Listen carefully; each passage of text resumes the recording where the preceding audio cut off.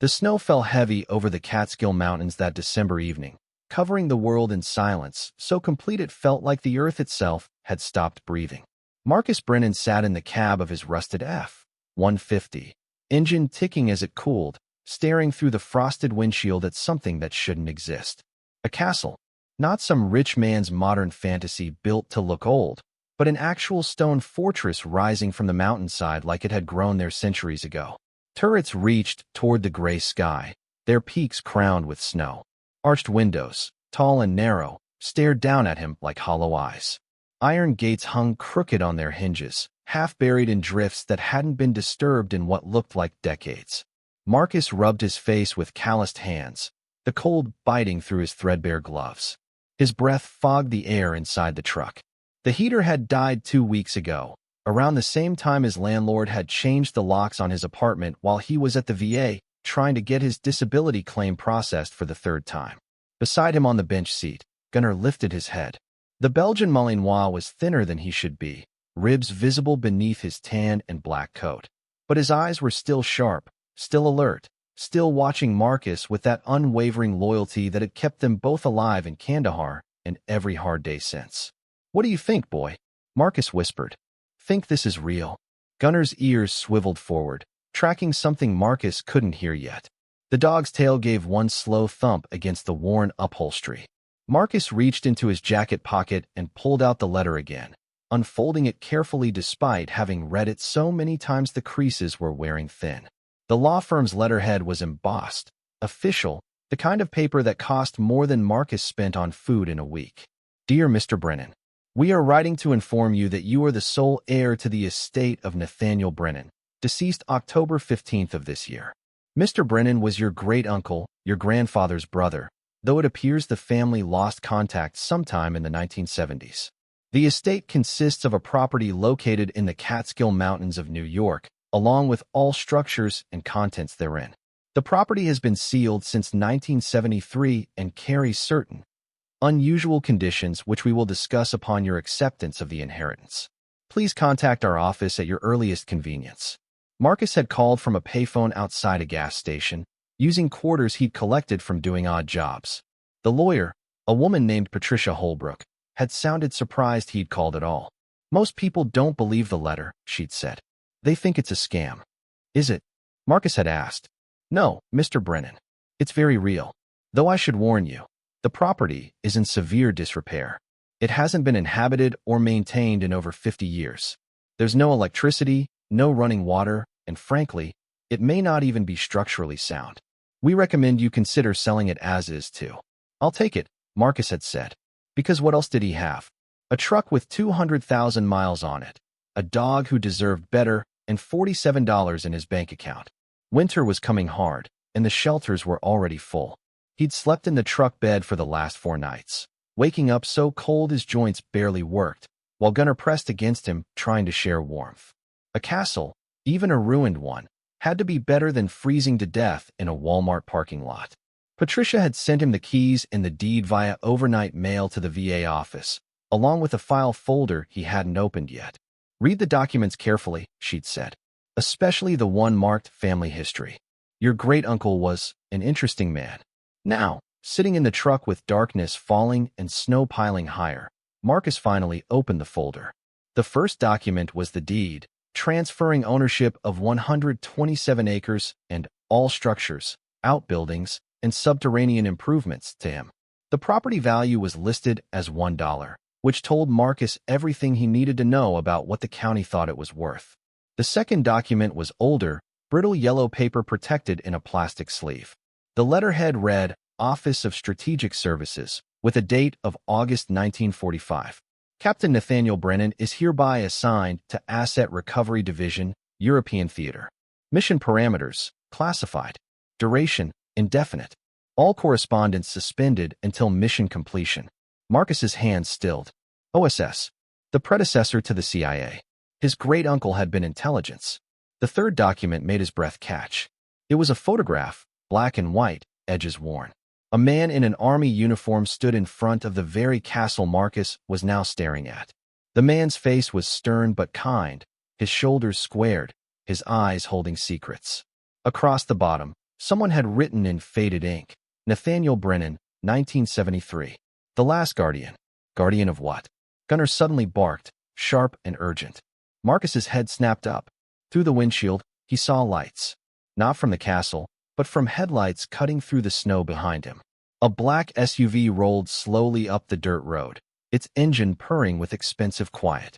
Marcus's military instincts kicked in immediately. Wrong vehicle for these roads. Wrong time. Wrong everything. The SUV stopped 20 yards back, engine idling. The windows were tinted too dark to see through. No one got out. Gunnar's growl rumbled low in his chest, the sound he made when he sensed a threat. Easy, Marcus murmured, though his own pulse had quickened. His hand moved instinctively to his hip, to where his sidearm used to rest back when he was Sergeant Brennan, back when he had authority and backup and a purpose. Now he had nothing but a dog and a castle and the sudden certainty that someone didn't want him here. The SUV sat there for a long minute, silent and watching. Then, slowly, it backed up, turned, and disappeared down the mountain road, taillights swallowed by the storm. Marcus exhaled shakily. Yeah, he whispered to Gunnar. I don't like this either. But the sun was setting, the temperature was dropping, and he had nowhere else to go. He grabbed his backpack from behind the seat, everything he owned in the world stuffed into army surplus canvas, and pushed the truck door open. The cold hit him like a fist. The wind screamed across the mountainside, carrying ice that stung his face. Gunnar jumped down beside him, immediately sinking into snow up to his chest. The dog pushed forward anyway, staying close to Marcus's leg. Together they approached the gates. Up close, the castle looked even more impossible. The stones were ancient, fitted together with craftsmanship that didn't exist anymore. Gargoyles perched along the roofline, their faces worn smooth by centuries of weather. Ivy, long dead and frozen, climbed the walls in skeletal tangles. Marcus pulled out the key ring Patricia had sent. There were 3 keys on it. 1 modern, 2 ancient, and iron. The gates had a newer padlock, probably added by the county or the law firm. The modern key fit. The lock clicked open with a sound that echoed across the mountain. Marcus pushed the gates. They resisted, ice and rust fighting him. But Gunnar squeezed through the gap and Marcus followed, forcing the iron wider until they could both slip inside. The courtyard beyond was a snow-filled expanse surrounded by high stone walls. The castle's main entrance loomed before them, a massive wooden door banded with iron, darkened by age and weather. Gunnar moved ahead, nose working overtime, tracking scents Marcus couldn't detect. The dog stopped at the door, then looked back at Marcus with an expression that seemed to say, "This is it. This is where everything changes." Marcus pulled out one of the old iron keys. It was heavy, ornate, the kind of key that belonged in fairy tales. He fitted it into the lock. For a moment, nothing happened. Then something inside the door shifted, mechanism groaning after decades of stillness. The sound was deep and final, like a seal breaking. Marcus pushed. The door swung inward, releasing a breath of air that smelled of stone and time and secrets kept in darkness for half a century. Inside was blackness, complete and waiting. Gunnar stepped across the threshold first, body tense but unafraid. Marcus followed, pulling a small flashlight from his pack. The beam cut through the dark, revealing an entrance hall that made his breath stop. The space was enormous. A grand staircase swept upward into shadows, its banister carved with figures Marcus couldn't quite make out. Suits of armor stood sentinel along the walls, their visors dark and empty. Tapestries hung in tatters, their colors faded to ghosts. And everywhere, dust lay thick as snow, undisturbed except for the trail Gunnar was making as he moved deeper into the castle. Marcus's light swept across the floor. Beneath the dust, he could see intricate tile work, geometric patterns that seemed to shift in the moving beam. And there, in the center of the hall, was a symbol inlaid in different colored stones. A compass rose with strange markings around its edge, letters or symbols in a language Marcus didn't recognize. Gunnar stopped at the base of the staircase and barked once, the sound echoing up into the heights of the castle. Then, impossibly, something answered. Not a bark, not an animal sound. A mechanical click, distant and deep, like gears turning somewhere in the stone bones of the building. Marcus froze, his lights sweeping wildly. "Hello," he called, his voice cracking. No response, just silence pressing back down, heavy with anticipation. Gunnar didn't seem alarmed. If anything, the dog looked expectant. He moved to the right, toward a doorway hung with a rotting velvet curtain. "Gunnar, wait," Marcus started, but the dog was already pushing through. Marcus followed, ducking under the curtain into what must have once been a library. Floor-to-ceiling shelves lined every wall, packed with books so old their spines had faded to uniform brown.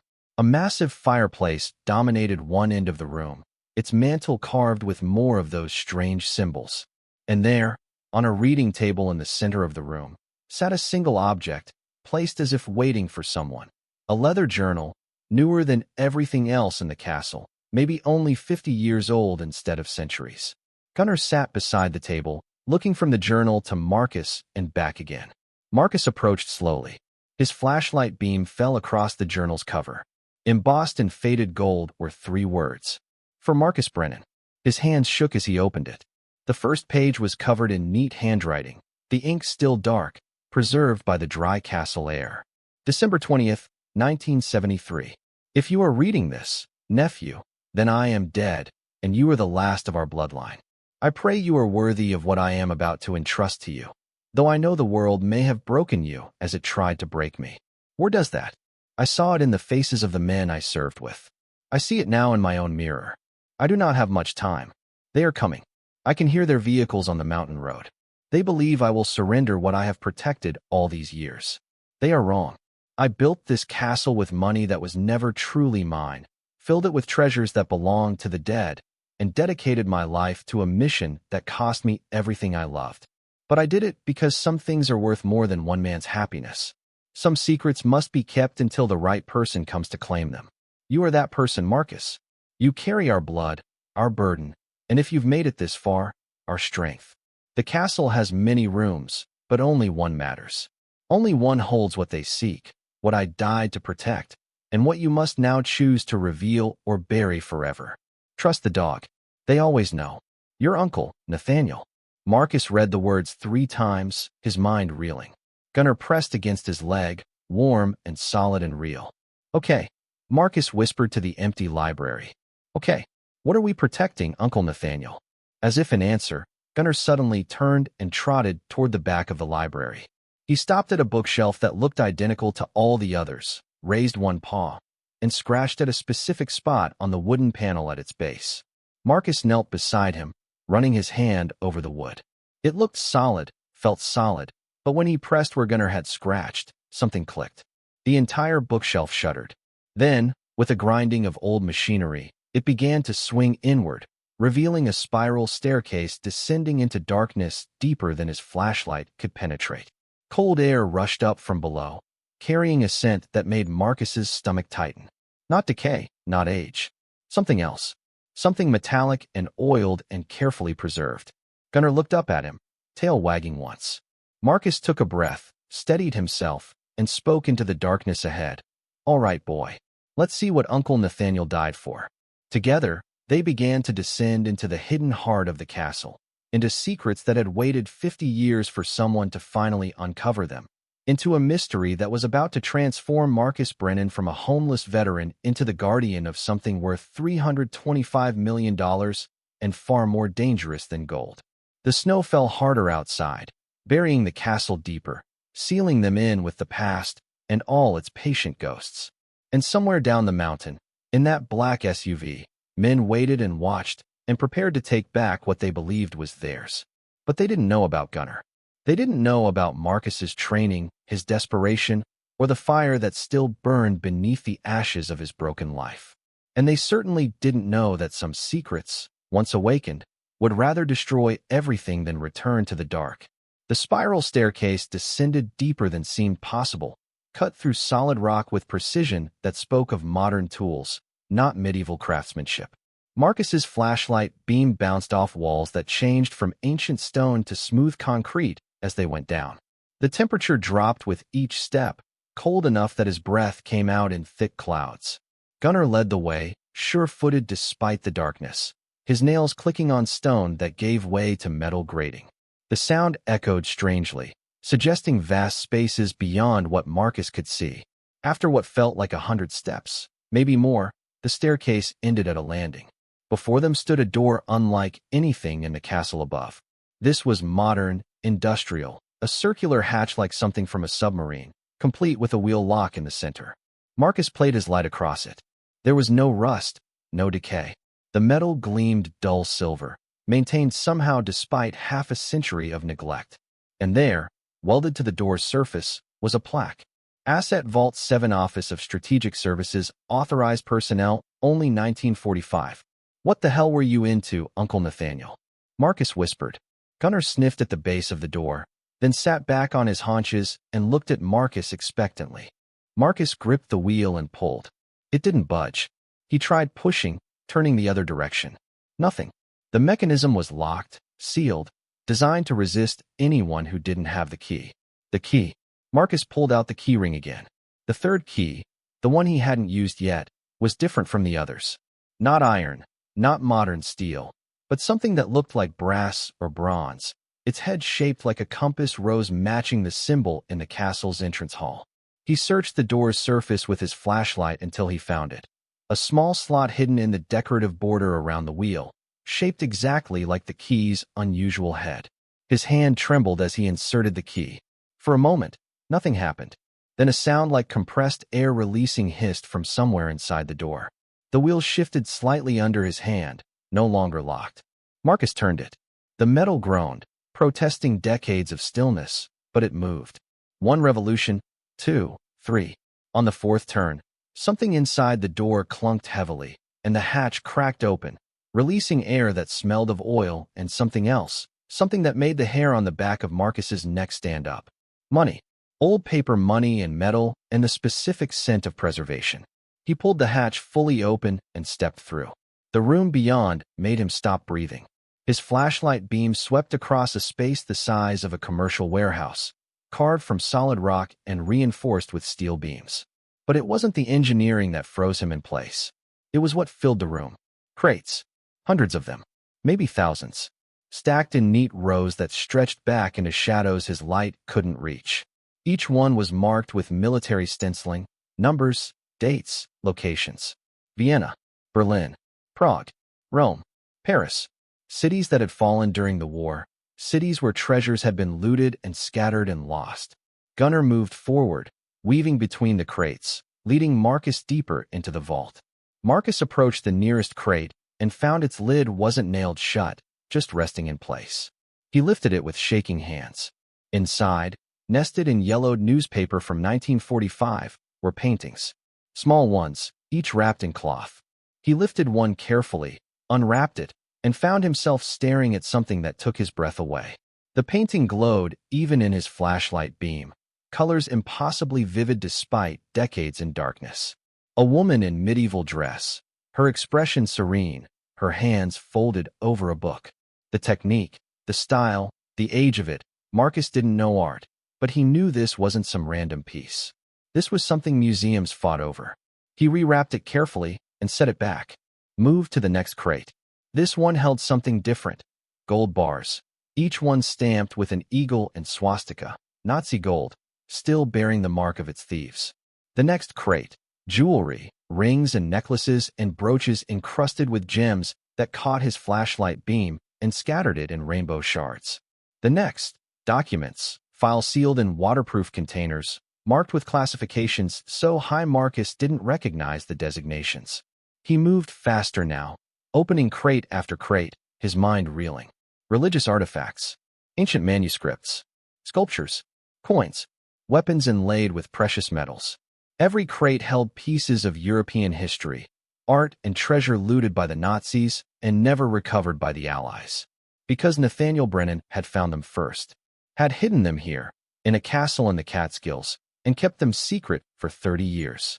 Gunnar barked sharply, pulling Marcus's attention to the back of the vault. There, separate from the crates, stood something different. A glass case, climate-controlled, its interior lit by some battery source that somehow still worked after all these years. And inside the case, resting on velvet, was a crown. Marcus approached slowly, his boots echoing on the concrete floor. The crown was gold, worked in a style he'd seen in history books. Medieval, maybe earlier. Gems studded its surface, rubies and sapphires and emeralds that had to be worth fortunes individually.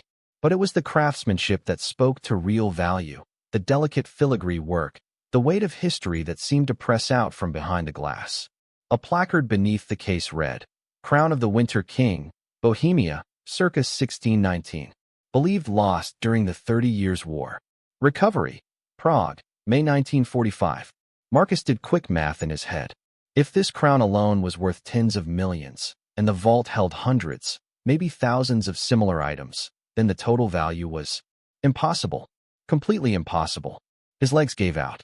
He sat down hard on the concrete floor, flashlight falling from his hand and rolling, casting crazy shadows across the vault.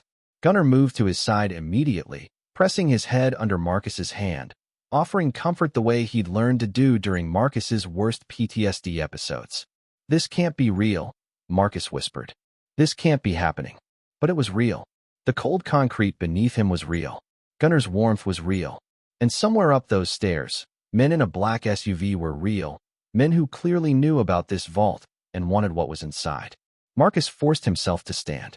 His hands found Nathaniel's journal in his coat pocket. He flipped through pages until he found what he was looking for, an entry from September 1945. "The war is over, but my mission is not. I have recovered items that should never have been stolen, should never have been hoarded by madmen and murderers. But I have also discovered something troubling. Not all the theft was done by our enemies. Members of my own unit, men I trusted, have been quietly diverting recovered assets. They claim it's for security purposes or strategic reserve, but I know theft when I see it. They're getting rich while families who lost everything wait for their heritage to return. I cannot allow this. I have separated certain items from the official manifests, items that were never properly documented, that exist in the gray spaces between what was taken and what was returned. I'm told I'm stealing. Perhaps I am. But I'm stealing from thieves to return to rightful owners, and I'll face judgment for that when my time comes."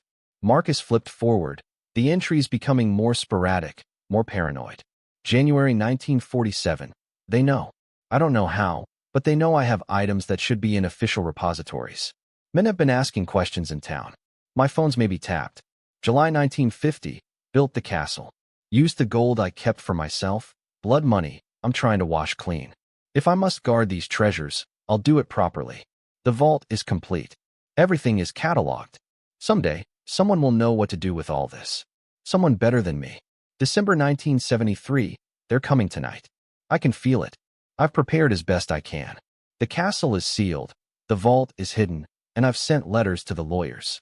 Let my nephew find this place if he survives whatever hell the world throws at him. Let him decide whether to reveal the truth or keep the secret. Either way, it won't be on my conscience anymore. I'm tired. I'm so tired." The journal ended there, the last page blank except for a single line at the bottom. "Forgive me." Marcus closed the journal slowly. Gunnar whined softly, sensing his distress. "He wasn't a thief," Marcus said aloud, needing to hear the words. "He was trying to make things right." A sound from above made him freeze. Distant, muffled, but unmistakable. Footsteps in the castle. Gunnar's ears snapped forward, a low growl building in his chest. They weren't alone anymore. Marcus killed his flashlight immediately, plunging them into darkness broken only by the faint glow from the crown's case. His heart hammered. His military training kicked in, assessing the situation with cold clarity. One exit, the staircase. Unknown number of intruders. Unknown armament. He had no weapons, no backup, no way to call for help. Cell phone signal didn't reach into a mountain vault, and even if it did, his phone had died 2 days ago. He had Gunnar. He had desperation. And he had the high ground, or rather, the low ground.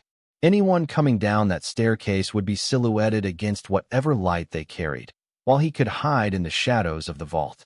More footsteps above, moving through the castle with purpose. These weren't cautious thieves. They knew the layout. They'd been here before, or they had blueprints. Gunnar pressed against Marcus's leg, ready, waiting for orders. "Quiet," Marcus breathed the old command. Gunnar fell silent instantly, though his body remained coiled tight. A voice drifted down from above, echoing in the stairwell. The bookshelf's been moved. Someone opened the vault. Another voice, deeper. "Check if they're still down there." Mr. Castellane wants to know who we're dealing with. Castellane. The name meant nothing to Marcus, but the tone meant everything. These weren't government agents. This was private muscle, and they weren't here to preserve history. A flashlight beam cut down the stairwell, sweeping back and forth. Marcus grabbed Gunner's collar and pulled him behind a stack of crates, into shadows the beam couldn't reach. He counted footsteps. 3, maybe 4 men descending. The footsteps reached the landing. The flashlight beam swept across the open vault door. "It's open," someone said, wonder in their voice. After all these years, someone finally opened it. "Fan out," the deeper voice ordered. "Find whoever's down here. Alive if possible. Mr. Castellane has questions." 3 lights entered the vault, spreading out between the crates. Marcus caught glimpses of the men, tactical gear, professional movements, weapons holstered but accessible. Former military, maybe, or current private security. The kind of men who got paid very well to not ask questions. Marcus's mind raced. He couldn't fight 3 armed men. He could barely feed himself most days. And his PTSD made loud noises, confined spaces, and sudden movements a recipe for panic attacks. But Gunner was trained, and this vault was his territory now.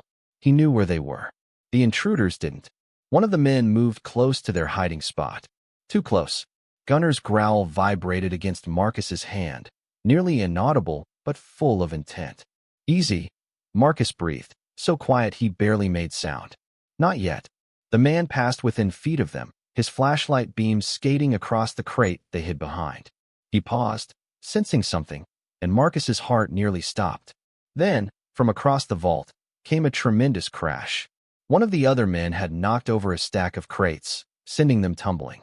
"Christ," the deep voice snapped. "Careful. This stuff is worth more than your life." The man near Marcus hurried toward the sound, and Marcus released a shaking breath. But they couldn't hide forever. Eventually, the men would search systematically. Eventually, they'd be found. He needed information. Needed to understand who these people were and what they wanted. Needed leverage. His hand found Nathaniel's journal, and an idea formed. Crazy, desperate, probably suicidal. But it was all he had. Marcus stood up, stepping out from behind the crates. "Looking for something?" he called, his voice echoing across the vault. 3 flashlights snapped toward him instantly. 3 men froze, hands moving toward their weapons. "Don't," Marcus said, keeping his voice steady. "I've got 50 years of documentation here. One wrong move, and I destroy it all. You'll never prove what's in this vault, never catalog it, never claim it legally." It was a bluff. He had no way to destroy anything quickly, but they didn't know that. The deep voice spoke from behind one of the lights. "Marcus Brennan. We were told you might be difficult. You know my name? I don't know yours." A pause. Then, "My name's Reeves. I work for Vincent Castellane. You've inherited something that belongs to him. This castle belonged to my uncle. Now it's mine. Says so on the deed." Reeves laughed, cold and humorless. "Your uncle was a thief. He stole these items from legitimate recovery operations. Mr. Castellane's grandfather was part of those operations. This treasure should have been his family's legacy, not yours. Your boss's grandfather was one of the men looting war assets," Marcus said, pieces clicking together. Nathaniel stopped him. "Kept this vault from becoming someone's private piggy bank." "That's one interpretation." Reeves stepped forward, his face coming into view. Hard features, military bearing, eyes that had seen violence and hadn't blinked. "Here's another. Your uncle robbed my employer's family of their rightful claim to recovered Nazi assets. Assets that should have been sold to fund American security interests, not hidden in a mountain for 50 years. Rightful claim," Marcus repeated. "To stolen treasure. Everything's stolen from someone, Brennan. The Nazis stole it from Jews and museums. The Allies stole it from the Nazis. Your uncle stole it from the recovery teams. Now we're taking it back. That's how the world works." Gunner growled, audible now, and Reeves's eyes flicked down to where the dog stood at Marcus's side. "Military working dog," Reeves observed. "Malinois. You served, didn't you? What branch?" "Marines. Helmand Province." Reeves nodded slowly. "Then you understand how this goes. You're outnumbered, outgunned, and squatting in a vault that's about to become Mr. Castellane's property, one way or another. Walk away now, we'll compensate you for your time. Stay, and this gets ugly." Marcus's hands clenched. Every instinct screamed to fight, to defend what his uncle had died protecting. But Reeves was right. 3 against 1, in a sealed vault, with no backup coming. He'd survived Afghanistan by knowing when to fight and when to retreat. How much? Marcus asked quietly. Reeves smiled. Smart. 20,000. Cash. More than you'd see in a year, I'm guessing. $20,000. It was more money than Marcus had seen since his discharge. Enough to get a real apartment, feed Gunnar properly, maybe fix the truck. Enough to survive winter. But it was also blood money. Payment to betray everything Nathaniel had sacrificed for. Marcus looked down at Gunnar. The dog stared back, complete trust in his eyes.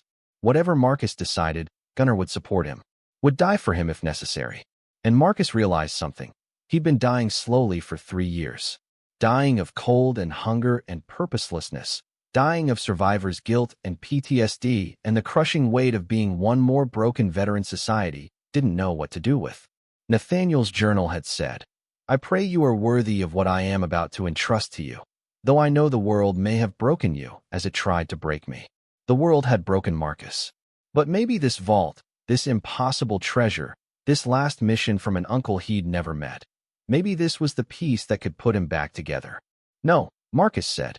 Reeves's smile faded. What? I said no. This vault stays sealed until I decide what to do with it. You can shoot me, but you'll have to explain to your boss why the only person who knows the full layout and contents of his treasure is dead. And good luck getting past my dog to do it. On cue, Gunnar stepped forward, lips pulling back from his teeth. 60 pounds of trained military aggression, ready to defend his partner against any threat. Reeves's hand moved toward his holster. Marcus's heart hammered, but he didn't move, didn't flinch. Then Reeves stopped, laughed once, genuinely amused. You've got balls, Brennan. Stupid, but impressive. He gestured to his men. We're leaving, but we'll be back, and next time, we're bringing a team that won't ask nicely. I'll be ready, Marcus said, praying his voice didn't shake. Reeves and his men backed toward the staircase, flashlights never leaving Marcus and Gunnar. Mr. Castellane doesn't accept no for an answer, Reeves called from the stairs. Think about that tonight, while you're freezing in your dead uncle's castle. Think about how much easier this could be. Then they were gone, footsteps echoing up and away, leaving Marcus alone in the vault with a fortune he couldn't protect and a decision that might get him killed. The moment the men's footsteps faded completely, Marcus's legs gave out.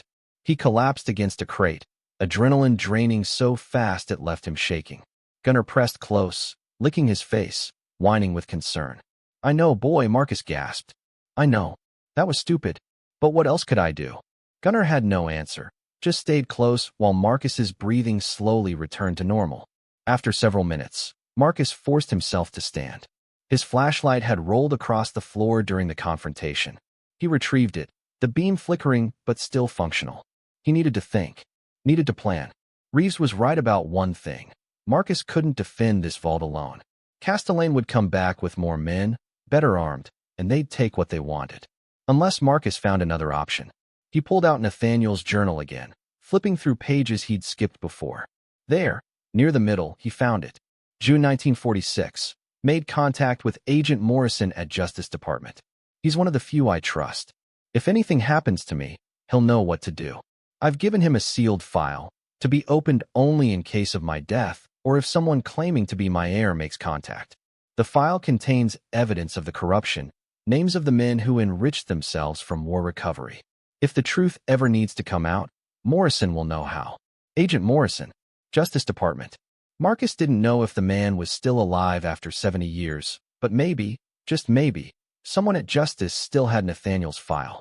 He needed to get out of this vault, needed to find a phone, needed to contact someone who could help before Castellane returned with an army. Come on, Gunnar, Marcus said, heading for the stairs. We've got work to do. They ascended quickly, Marcus's flashlight beam bouncing off the walls. When they reached the library, he found it exactly as they'd left it, the bookshelf still open, revealing the hidden entrance. He started to close it, then stopped. If he sealed the vault, Castellane's men might break through anyway. But if he left it open, made it look like he'd fled in panic, maybe they'd think he'd given up. A plan formed. Risky, but possible. Marcus left the vault open and moved through the castle, Gunnar at his heels. He needed to find the castle's main study, where Nathaniel would have kept his personal papers and, hopefully, contact information. The castle was a maze of corridors and chambers, but Marcus's military training had taught him to navigate by landmarks. He marked his path mentally: library, left corridor, grand hall, right stair, upper gallery. He found the study on the second floor, a room that must have been Nathaniel's sanctuary. The walls were lined with maps of Europe, marked with pins and notations. A desk dominated the center, its surface covered in dust but clearly organized, even after decades of neglect. Marcus searched the drawers. Most held papers too old and brittle to read, but in the bottom drawer, sealed in a waterproof box, he found what he needed: an address book. He flipped through pages, names meaning nothing to him, until he reached the Ms. Morrison, Samuel. Agent, U.S. Department of Justice. A phone number with too few digits, outdated by modern standards, but also a note: if emergency, contact daughter, Jennifer Morrison.His, FBI. FBI. Marcus's hands shook as he copied the information into his own notebook. Now he needed a phone. His truck had a charger, if he could get the engine running long enough. But as he turned to leave the study, Gunnar suddenly froze, ears forward, a warning growl building in his chest. Footsteps. Not from below this time, but from above, from the castle's upper floors. Someone else was in the building. Marcus killed his flashlight, his heart slamming. Had Reeves left someone behind? Or had another team arrived while he was searching the study? The footsteps were lighter than Reeves's men, moving carefully, almost sneaking. They descended from the third floor, growing closer. Marcus backed against the wall, Gunnar pressed to his side. His hand found a letter opener on Nathaniel's desk. Not much of a weapon, but better than nothing. The footsteps reached the second-floor gallery. A light appeared, not a flashlight, but something softer, warmer. Candlelight. A figure appeared in the study doorway, and Marcus nearly gasped. It was a woman, maybe 60, wearing a heavy coat over practical clothes. She held a candle in one hand and a pistol in the other, the gun pointing at the floor, but ready. She froze when she saw Marcus, eyes going wide. "Who are you?" she demanded, her voice sharp but not frightened. "I could ask you the same thing," Marcus replied, keeping his hands visible, the letter opener behind his back. "This is my property." "Your property?" She lowered the candle slightly, studying his face. Then her expression changed, recognition dawning. "My God, you're him. You're Nathaniel's nephew. How do you know that?" The woman lowered her pistol completely, though she didn't holster it. "Because you look just like him. Same eyes, same stubborn jaw." She paused, emotion flickering across her face. "My name is Eleanor Morrison.His. I'm Samuel Morrison's granddaughter." Marcus's mind raced. The FBI agent. Former agent. Retired 5 years ago. Eleanor stepped into the room, setting the candle on Nathaniel's desk. "But yes, I'm FBI. And I've been waiting 30 years for someone to finally inherit this castle." "Waiting for what?" "To finish what my grandfather and Nathaniel started." Eleanor pulled out a chair and sat, suddenly looking exhausted. "I've been monitoring this property since Nathaniel died. My grandfather made me promise to protect it, to make sure the wrong people didn't get access to what's hidden here. But I'm getting old, and those wrong people are getting bolder." She looked at him intently. "Vincent Castellane's been trying to claim this vault for decades. His family's been searching for it since the 1940s. Now that you've arrived and opened it, he'll stop at nothing to take it." "His men were already here," Marcus said. "They threatened me." Eleanor's expression hardened. "Then we don't have much time. Castellane will petition for emergency seizure, claim the vault contains stolen property, use his lawyers and political connections to freeze the estate. We need to move fast." "Move fast how? I don't understand what's happening. I don't know what to do with any of this." Eleanor stood, moving to one of Nathaniel's maps. "These items," she tapped the map, "were stolen by the Nazis. But they were also stolen from the recovery teams by corrupt officials who planned to sell them privately. Nathaniel stopped that theft, but he couldn't prove who the corrupt officials were without revealing the vault's existence. So he hid everything, documented everything, and waited for the right moment." "What moment?" "The moment when someone he trusted could bring the truth to light." Eleanor turned to face him. "My grandfather kept Nathaniel's evidence file sealed for decades, waiting for the heir to arrive. You're that heir, Marcus. You're the only one who can legally open that file, Who can decide whether to expose the corruption or keep it buried? And if I expose it, then Castellane and a dozen other families lose their claims to this treasure. The items get returned to their rightful owners or their descendants. Museums get back pieces they thought lost forever. Justice, real justice, finally happens. And if I don't? Eleanor's expression was grave. Then Castellane will probably kill you, take the vault, and sell everything on the black market. All of Nathaniel's sacrifice will mean nothing. Marcus sank into a chair, overwhelmed. 2 days ago, he'd been sleeping in his truck. Now he was being asked to take on powerful families, expose 70-year-old corruption, and somehow survive long enough to see justice done. I'm nobody, he said quietly. I'm a broke veteran with PTSD and a dog. I can't fight billionaires. I can't expose corruption. I can barely feed myself. Gunnar whined and laid his head on Marcus's knee. Eleanor knelt in front of him, her hand gentle on his shoulder. Nathaniel was nobody too. Just a soldier who saw something wrong and decided to do something about it, even though it cost him everything. You're his blood, Marcus. You survived a war. You survived coming home to a country that forgot you. You can survive this. How? By not being alone. Eleanor stood, pulling out her phone. I've spent 30 years building a network. FBI agents, Justice Department attorneys, museum curators, historians. People who've been waiting for this moment. People who want to see these items returned, the truth revealed, the corrupt families held accountable. She started typing. I'm going to make some calls.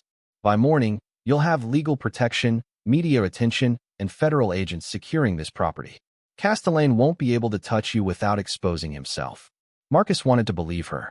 God, he wanted to believe someone was finally on his side. What do I have to do, he asked. Tonight? Survive. Stay in this castle, protect that vault. Don't let anyone in. She handed him her pistol. Do you know how to use this? Marcus took the weapon, checking it automatically. Glock 19, full magazine. Yeah, I know. Good. Keep Gunnar with you. He's trained to protect, right? Marcus nodded. Then you have a weapon and a guard dog. That's more than Nathaniel had. Eleanor moved toward the door. I'll be back before dawn with help. Can you hold out until then? Do I have a choice? Eleanor smiled sadly. We always have a choice. Nathaniel chose to fight. Now you have to choose too.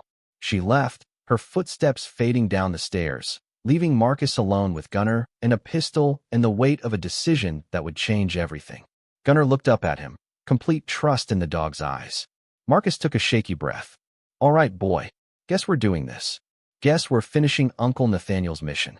He stood, checked the pistol again, and moved to the study window. Outside, snow still fell, covering the world in white. Peaceful, quiet. But Marcus knew the peace wouldn't last. Somewhere out there, Castellane was planning his next move. And when he came, he'd come with everything he had. Marcus had until dawn to prepare. Until dawn to transform from a homeless veteran into a guardian worth killing for. He smiled grimly. He'd faced worse odds in Afghanistan. At least this time, he knew what he was fighting for. Come on, Gunnar, he said. Let's secure this castle. Let's make Uncle Nathaniel proud. And as the night deepened around the ancient fortress, Marcus Brennan began to plan his stand. Marcus spent the next hour moving through the castle with purpose, his military training flooding back despite the years since he'd used it. Gunnar stayed close, the dog's presence grounding him whenever the old panic tried to creep in. First, he secured the main entrance, finding heavy wooden beams in what must have been a storage room and wedging them across the massive door. The gates outside were already locked. Anyone wanting in would have to break through, and that would give Marcus warning. Next, he explored the castle's layout systematically, mapping it in his mind. 3 floors above ground, plus the vault below. Multiple staircases, dozens of rooms, too many windows to cover. Defensively, it was a nightmare. But it also meant dozens of places to hide, to ambush, to control the engagement if it came to that. He found supplies Nathaniel had left behind. Canned food in a pantry, miraculously still sealed and edible. Bottled water that had survived decades in the cool darkness. Blankets and candles. Even a generator in the basement, though Marcus didn't dare start it and announce his presence. As he worked, his mind churned. Eleanor's plan was sound. Get federal protection, go public with the vault's contents, force everything into the legal system where Castellane couldn't use violence. But that assumed she could mobilize help fast enough. Assumed Castellane would wait until morning. Marcus didn't make assumptions. In Hellman, assumptions got you killed. He returned to Nathaniel's study and found more journals, years of entries documenting every item in the vault, where it came from, who it belonged to. Nathaniel had been meticulous, building an ironclad case against the men who tried to steal history for profit. One entry caught his eye. March 1968. Castellane Sr. sent men to my home in Boston.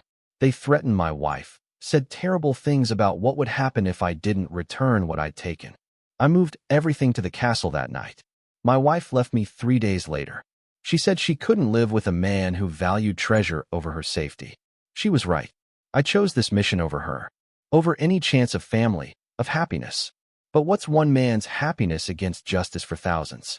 Against returning stolen heritage to people the world tried to erase? I don't regret my choice. But God, I'm lonely. Marcus closed the journal, throat tight. Nathaniel had sacrificed everything. His marriage, his chance at family, his entire life, for a principle, for justice. And now that burden fell to Marcus, a man who'd already lost so much, who had nothing left except a dog and a determination not to die pointlessly. Gunnar's sudden bark snapped him alert. The dog stood at the study window, staring out into the night, hackles raised.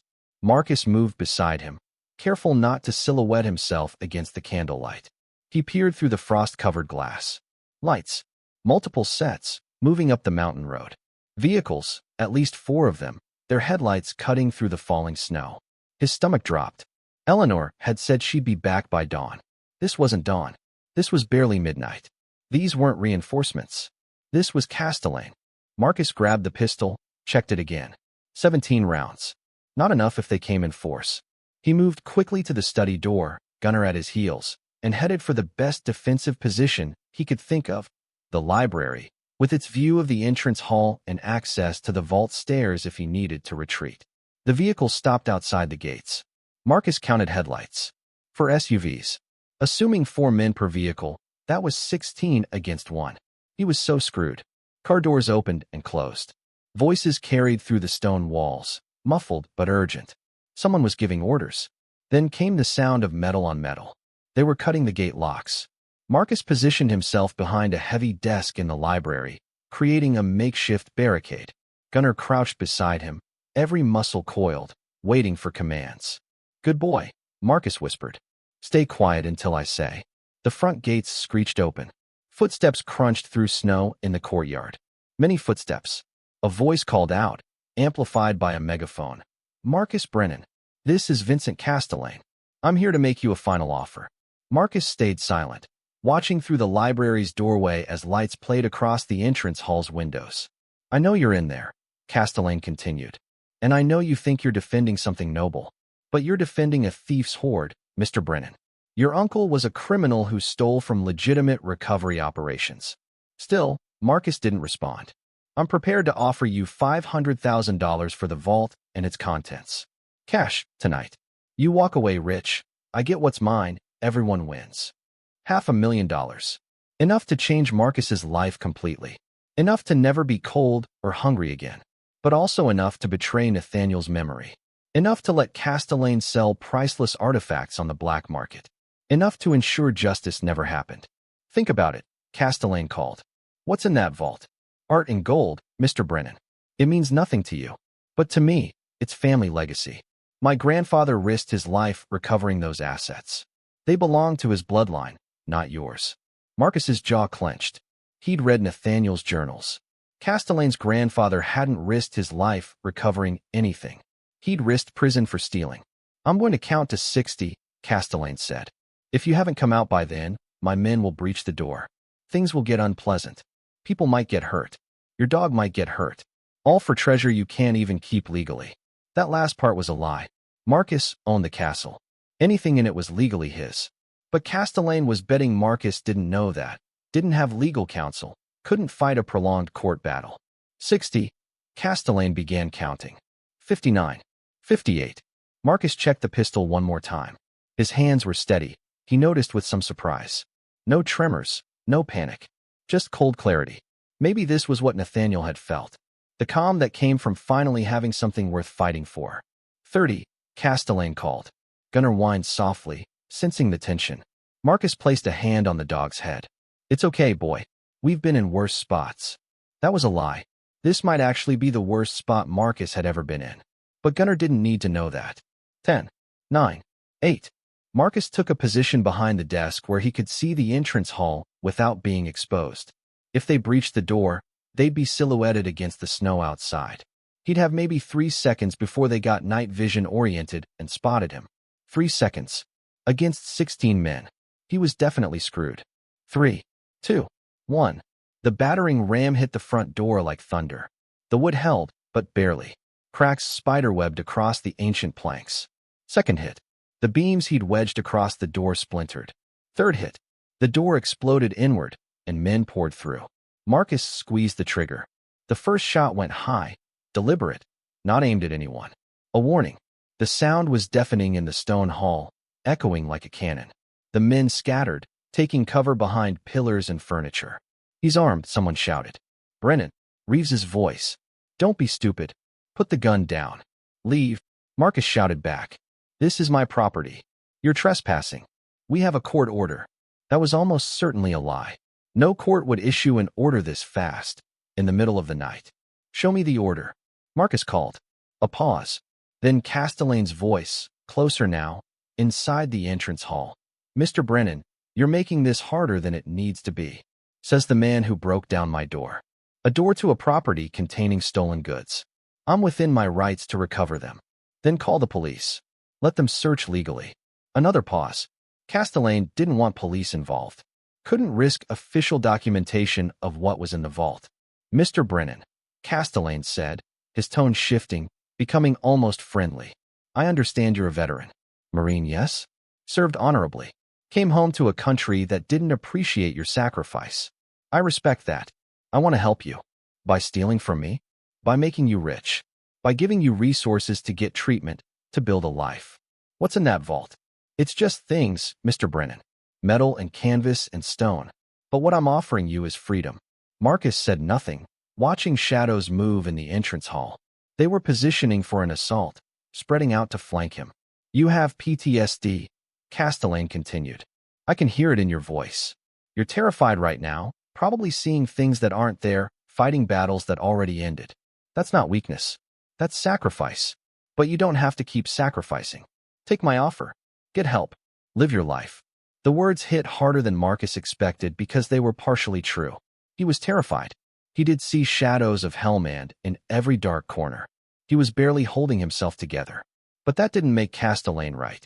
My uncle, Marcus called back, died protecting this vault.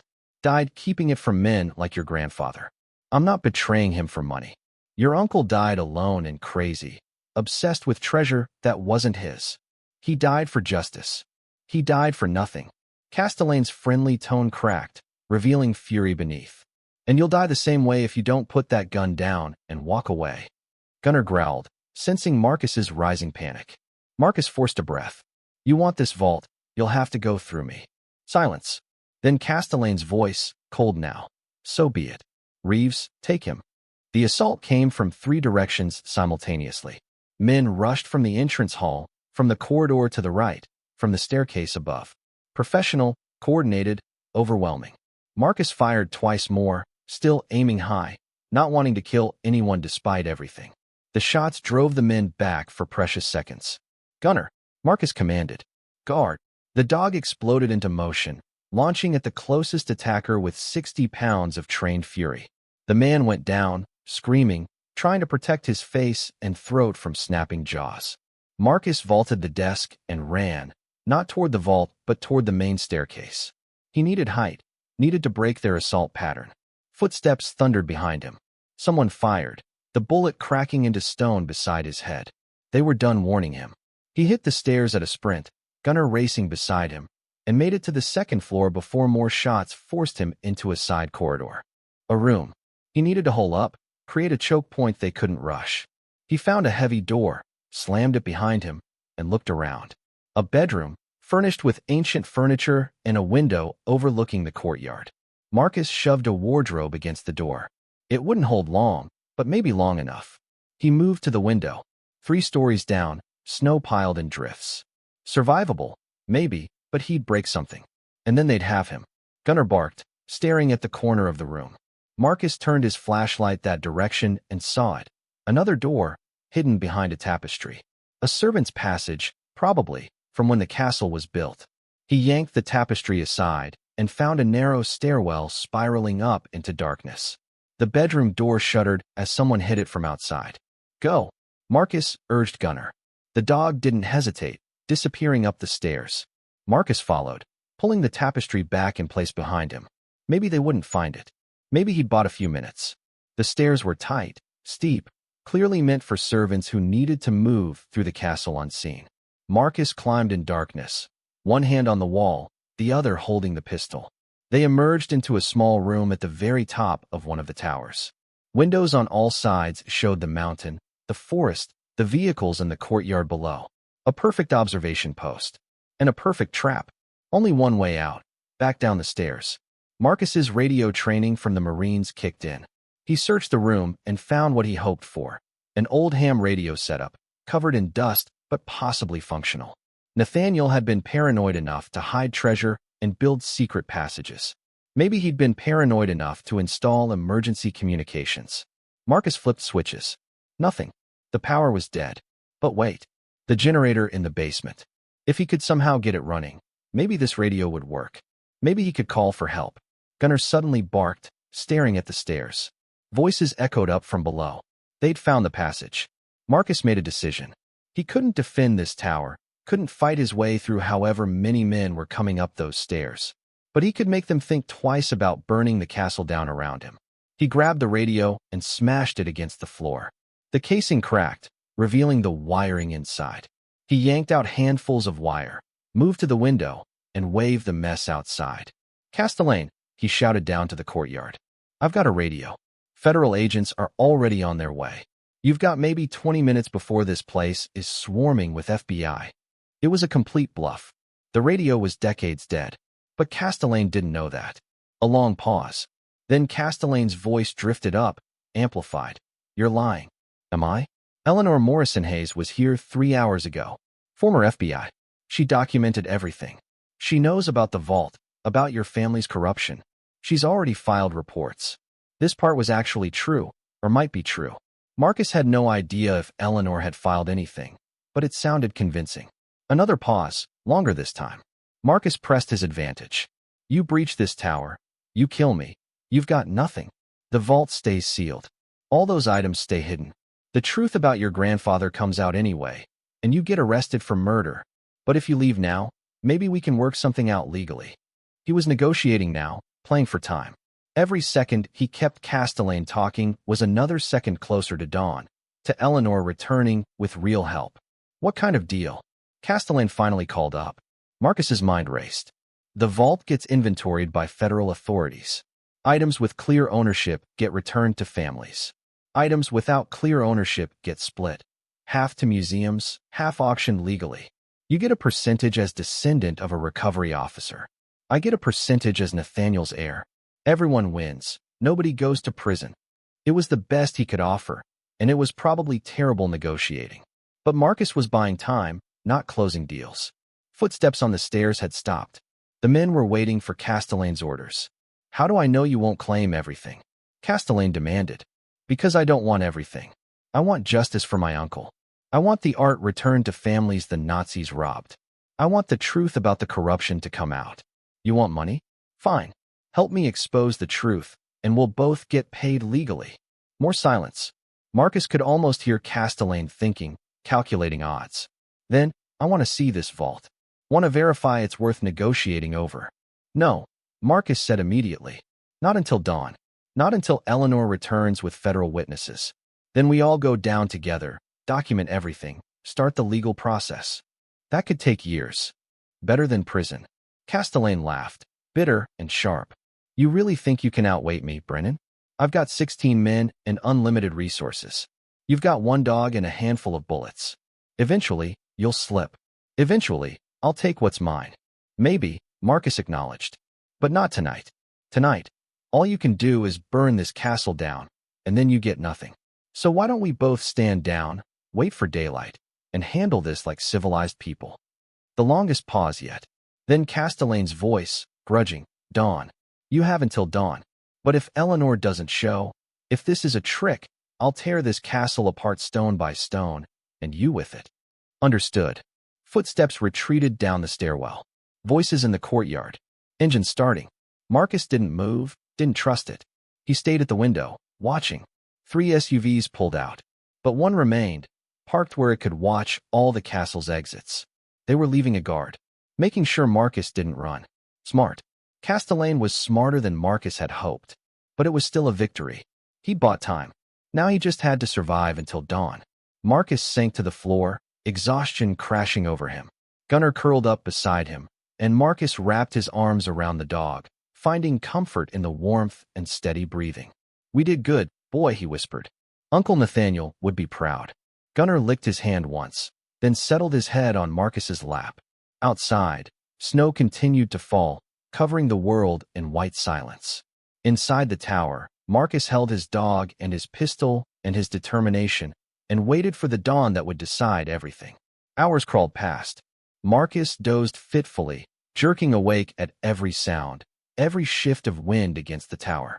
Gunnar stayed alert, ears tracking sounds Marcus couldn't hear, providing early warning of any approach. Around 4 a.m., Marcus's hands started shaking. Not from cold, though the tower was freezing. From adrenaline crash, from stress, from the PTSD that never really left him. He felt it building. The tightness in his chest, the shortness of breath, the sense that the walls were closing in. The tower became a bunker in Hellmand. The wind became mortar fire. The darkness became smoke choking his lungs. Gunnar sensed it immediately. The dog shifted, pressing his weight across Marcus's chest, a technique from therapy sessions. Deep pressure therapy, they called it. Using the dog's weight to ground someone having a panic attack. Marcus focused on Gunnar's breathing, on the warmth, on the realness of the moment. Not Hellmand. Not a firefight. Just a tower in New York. Just a veteran and his dog. Just another battle to survive. Slowly, painfully, the panic receded. "Thanks, buddy." Marcus gasped when he could breathe again. "Don't know what I'd do without you." Gunnar's tail thumped once. Around 5 a.m., lights appeared on the mountain road. Different from Castelaine's vehicles. These were official, police cruisers, FBI SUVs, their lights cutting through the pre-dawn darkness. Marcus's heart leaped. Eleanor had come through. He moved to the window and counted. 8 vehicles, maybe more following. Enough to outnumber Castelaine's remaining guard. The vehicles stopped at the gates. People emerged, moving with official purpose. Marcus recognized Eleanor among them, pointing, explaining, directing federal agents toward the castle. The single black SUV that had stayed behind suddenly started its engine and fled, not wanting to be caught when the FBI arrived. Marcus almost laughed with relief. They'd done it. They'd survived until dawn. He descended the tower stairs carefully, Gunnar leading the way, and made it to the entrance hall just as Eleanor and a team of agents reached the broken door. Eleanor saw him, and her expression softened with relief. "Marcus, thank God. Are you all right? Tired? Cold? Alive?" He looked at the agents behind her. "You really brought the cavalry. I told you I would." She gestured to a woman in an FBI windbreaker. "This is Agent Sarah Chun, Cultural Property Crimes Division. She's been waiting 20 years for this case." Agent Chun stepped forward, her eyes bright with professional interest. "Mr. Brennan, I need to ask, is it true? Does this castle really contain a vault of recovered war assets?" Marcus nodded. $325 million worth, give or take. Nazi loot that my uncle kept from being stolen twice. Chin's breath caught. "Can you show us?" "On one condition," Marcus said. "Everything gets documented properly. Everything gets returned to rightful owners where possible. And the truth about the corruption comes out. All of it." Chin glanced at Eleanor, who nodded. "That's exactly what we want, Mr. Brennan. We've been building a case against several prominent families for decades. Your uncle's documentation could finally give us what we need." "Then follow me," Marcus said. He led them through the castle, Gunnar proudly at his side, to the library and the hidden bookshelf. When he opened it, revealing the spiral stairs descending into darkness, several agents gasped. They descended together, Chun recording everything on her phone, other agents taking photographs. When they reached the vault door, still open from Marcus's earlier entry, Chen actually stopped walking. "My God," she whispered. "It's real. It's actually real." They entered the vault, and for the next 3 hours, organized chaos reigned. Agents cataloged crates, photographed items, cross-referenced Nathaniel's journals with international databases of stolen art. The Crown of the Winter King alone sent art historians into excited chatter about authentication and provenance. Marcus stood back, watching it all unfold, feeling strangely detached. This was bigger than him now. Bigger than Castellane, bigger than Nathaniel's personal mission. This was history being corrected, justice being served, families getting back pieces of their heritage they'd thought lost forever. Around noon, Eleanor found him sitting on a crate, Gunnar's head in his lap. "You did it," she said quietly. "You actually did it." "I just didn't die," Marcus replied. "That's all. That's everything." She sat beside him. "Agent Chun is filing charges against Castellane for the assault last night. Between the physical evidence and testimony from his own men, who are already cutting deals, he's looking at serious prison time." "Good. And the vault?" Eleanor paused. "The Justice Department is estimating around $327 million in total value. As Nathaniel's heir, you're entitled to a finder's fee for recovered assets.